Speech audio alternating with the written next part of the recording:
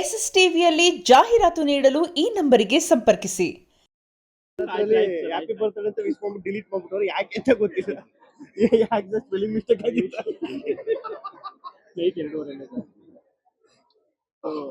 ಜೋರಾಗಿ ಮಾತಾಡ್ಬೇಕು ಡೈರೆಕ್ಟ್. ಅಯ್ಯೋ ಕಮ್ಮಿ ವಾಯ್ಸ್ ಮಾತಾಡೋದು.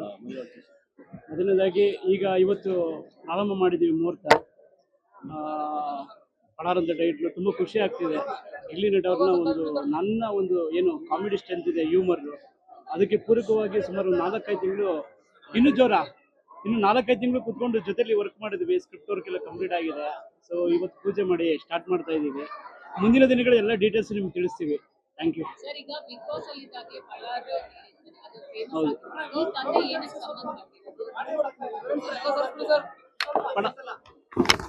ಅಂದ್ರೆ ನಮ್ಮ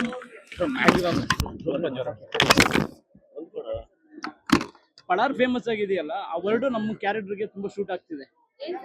ಅಂದ್ರೆ ತುಂಬಾ ಕಿಲಾಡಿ ಪಾತ್ರ, ಅದು ತುಂಬಾ ಕಿಲಾಡಿತನ ಇರುತ್ತೆ ಪಾತ್ರದಲ್ಲಿ. ಹಾಗಾಗಿ ಆ ಪಡಾರ್ ಅನ್ನೋ ಟೈಟಲ್ ಶೂಟ್ ಆಗುತ್ತೆ ಅಂತ ಇಟ್ಕೊಂಡ್ವಿ. ಅಂದ್ರೆ ಮುಂಚೆ ಅಂದ್ರೆ ಈಗ ಬಿಗ್ ಬಾಸ್ ಇಂದ ಹೊರಗೆ ಬಂದ ತಕ್ಷಣ ಸುಮಾರು ಆಫರ್ಗಳು ಬಂದಿತ್ತು. ಬಟ್ ಪರ್ಟಿಕ್ಯುಲರ್ ಆಗಿ ಈ ಸಿನಿಮಾನೇ ಯಾಕೆ ಅದೇ ಈಗ ನಾನು ಈಗ ಇಂಡಸ್ಟ್ರಿಲಿ ಸ್ವಲ್ಪ ಈ ಆರ್ಟ್ ಡಿಪಾರ್ಟ್ಮೆಂಟ್ ಅಲ್ಲಿ ಅಸಿಸ್ಟೆಂಟ್ ಎಲ್ಲ ಮಾಡಿರೋದ್ರಿಂದ ರೈಟ್ ಅಂದ್ರೆ ಎಲ್ಲ ಬರ್ತೇವೆ, ಅದರಲ್ಲಿ ಒಳ್ಳೆ ಆಯ್ಕೆ ಅನ್ನೋದೊಂದು ಬೇಕಾಗಿತ್ತು. ಆಮೇಲೆ ನಮ್ಮ ಇದಕ್ಕೆಲ್ಲ ಕಾರಣ ಸುಪ್ರೀತ್ ಸರ್. ಕೇಳಿಸ್ತಾ ಇಲ್ವಣ್ಣ? ಸಾರಿ, ಇಲ್ಲಿ ನೋಡ್ಕೊಂಡ್ ಮಾತಾಡ್ಬೇಕಲ್ಲ. ಅದೇ ಈಗ ನಾನು ಇಂಡಸ್ಟ್ರಿಲಿ ಒಂದು ಆರ್ಟ್ ಡಿಪಾರ್ಟ್ಮೆಂಟ್ ಅಸಿಸ್ಟೆಂಟ್ ಡೈರೆಕ್ಟರ್ ಅಲ್ಲಿಂದ ಮಾಡ್ಕೊಂಡ್ ಬಂದಿರೋದ್ರಿಂದ ಒಂದು ರೈಟ್ ಸಿನಿಮಾ ಯಾವುದು, ರೈಟ್ ಈಗ ತುಂಬಾ ಆಫರ್ಗಳು, ತುಂಬಾ ಅವಕಾಶಗಳು ಬರ್ತವೆ, ಅದರಲ್ಲಿ ಬೆಸ್ಟ್ ಯಾವುದು ಅಂತ ನೋಡ್ಬೇಕಾಗಿತ್ತು. ಆಮೇಲೆ ಇದಕ್ಕೆಲ್ಲ ಮೇನ್ ಕಾರಣ ಸುಪ್ರೀತ್ ಸರ್ ಅಂತ. ಸುಪ್ರೀತ್ ಸರ್ ನಿಮ್ಗೆಲ್ಲ ಗೊತ್ತಿರ್ತದೆ. ಅವರು ಮುಂಚೆಯಿಂದನೂ ಪರಿಚಯ, ಮುಂಚೆಯಿಂದನೂ ಅದು ಮಾತುಕತೆ ನಡೀತಾನೆ ಇತ್ತು. ಬಿಗ್ ಬಾಸ್ ಇಂದ ಬಂದ್ಮೇಲೆ ಅದು ಫೈನಲ್ ಆಗಿ ಈ ತರ ಒಂದು ಮಾಡುವ ಅಂತ ಚಂದ್ರಮೋಹನ್ ಸರ್. ಆಮೇಲೆ ಮುಂಚೆಯಿಂದ ನೀವು ಸಿನಿಮಾ ಬಾಂಬೆ ಮಿಠಾಯಿ ಅಂತ ಸಿನಿಮಾ ಡೈರೆಕ್ಷನ್ ಮಾಡಿದ್ರಲ್ಲ, ನಾನು ಕಾಲೇಜಲ್ಲಿ ಇದ್ದಾಗ ನೋಡಿದ್ದು, ಫಸ್ಟ್ ಇಯರ್ ಇದ್ದೆ ಆ ಸಿನಿಮಾ. ಇವ್ರು ಮೀಟ್ ಮಾಡಿದಾಗ ಫಸ್ಟ್ ಅದೇ ಹೇಳಿದೆ, ಸರ್ ತುಂಬಾ ಇಷ್ಟ ಸರ್ ಆ ಸಿನಿಮಾ, ಕಾಲೇಜಲ್ಲಿ ಇದ್ದಾಗ ನೋಡಿದೆ ಅಂತ. ಅದೇ ಈಗ ನಾನು ಏನೇ ಆದ್ರೂ ಈ ಆರ್ಟಿಸ್ಟ್ ಅಂತ ಬಂದಾಗ, ಸಿನಿಮಾ ಅಂತ ಬಂದಾಗ, ಈಗ ನಾನು ಏನೇ ರಿಯಾಲಿಟಿ ಶೋ ಮಾಡಿದ್ರು, ಏನೇ ಮಾಡಿದ್ರು, ಸಿನಿಮಾ ಅಂತ ಬಂದಾಗ ನನಗೆ ಅಷ್ಟೇ ಹೊಸ ಹೆಜ್ಜೆನೆ ಇದು. ಹಂಗಾಗಿ ಈಗ ನಾನು ಹೊಸಬ, ಈಗ ಡೈರೆಕ್ಟ್ರು, ಪ್ರೊಡ್ಯೂಸರು ಎಲ್ಲ ಹೊಸಬ್ರೇ ಆಗ್ಬಿಟ್ರೆ ಅದೊಂದು ಭಯ ಇರ್ತದೆ ಎಲ್ಲ.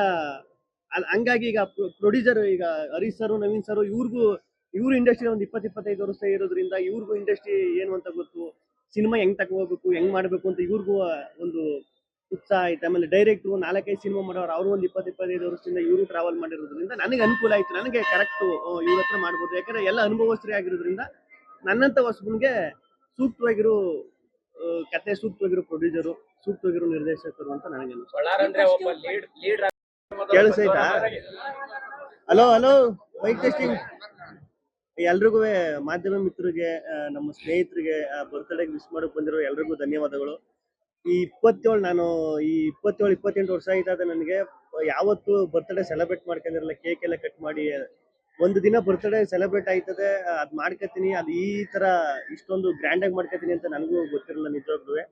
ಆ 2 ಬರ್ತ್ಡೇ ಒಂದು ಖುಷಿ ಆದ್ರೆ, ಇನ್ನೊಂದು ನಮ್ಮ ಪಳಾರ್ ಅಂತ ಸಿನಿಮಾ ಅನೌನ್ಸ್ಮೆಂಟು, ಅದ್ರ ಮುಹೂರ್ತ, ಅದು ಇನ್ನೂ ತುಂಬಾ ಖುಷಿ ತಂದು ಕೊಟ್ಟಂತ ವಿಚಾರ. ಇನ್ನೊಂದು, ಇದೇ ದೇವಸ್ಥಾನದಲ್ಲಿ ಯಾಕೆ ಮಾಡ್ಬೇಕು, ಯಾಕೆ ಇದೇ ದೇವಸ್ಥಾನದಲ್ಲಿ ಮಾಡ್ಬೇಕು ಅನ್ಕೊಂಡು ಅಂದ್ರೆ, ನಾನು ಮುಂಚೆ ಇದೇ ಏರಿಯಾದಲ್ಲಿ ಇದ್ದಿದ್ದು. ಹಲೋ ನಾನು ಇದೇ ಏರಿಯಾದಲ್ಲಿ, ಅಂದ್ರೆ ನಮ್ಮ ಬಂಡಿಕಾಳಮ್ಮನ ದೇವಸ್ಥಾನದಲ್ಲೇ ಈ ಮುಹೂರ್ತನ ಏಂತ ಮಾಡ್ಬೇಕು, ಈ ದೇವಸ್ಥಾನದಲ್ಲೇ ಮಾಡ್ಬೇಕು ಅಂದ್ರೆ, ನಾನು ಮುಂಚೆ ಇದ್ದದ್ದು ಇದೇ ಏರಿಯಾ. ಆಮೇಲೆ ಬಂಡಿಕಾಳಮ್ಮನ ಈ ದೇವಸ್ಥಾನದಲ್ಲಿ ಮಾಡಿದ್ರೆ ಸಕ್ಸಸ್ ಆಯ್ತದೆ, ಆಮೇಲೆ ಆ ತಾಯಿ ಆಶೀರ್ವಾದ ಇದ್ರೆ ಒಳ್ಳೇದಾಯ್ತದೆ ಅನ್ನೋದು ಒಂದು ಉದ್ದೇಶ. ಅದಕ್ಕೆ ಎಲ್ಲ ಪ್ರೊಡ್ಯೂಸರ್ಸು, ಡೈರೆಕ್ಟ್ರು ಎಲ್ಲ ಸೇರಿ ಈ ತರ ಪ್ಲಾನ್ ಮಾಡ್ಕೊಂಡು ಕೇಳಿ. ಯಾರು ಬರ್ತ್ಡೇ ವಿಶ್ ಮಾಡ್ತೀರಾ ಅನ್ಕಂದ್ರೆ ಯಾರು ಮಾಡಿಲ್ಲ. Thank you madam. ಹೇಳ್ಬಿಟ್ಟು ಮಾಡಿಸ್ಕೋಬೇಕು. ಮಾತಾಡಿ. ಎಸ್ಎಸ್ ಟಿವಿ, ಸಿನಿಮಾ ಜಗತ್ತಿನ ಕ್ಷಣ ಕ್ಷಣದ ಸುದ್ದಿಯೊಂದಿಗೆ.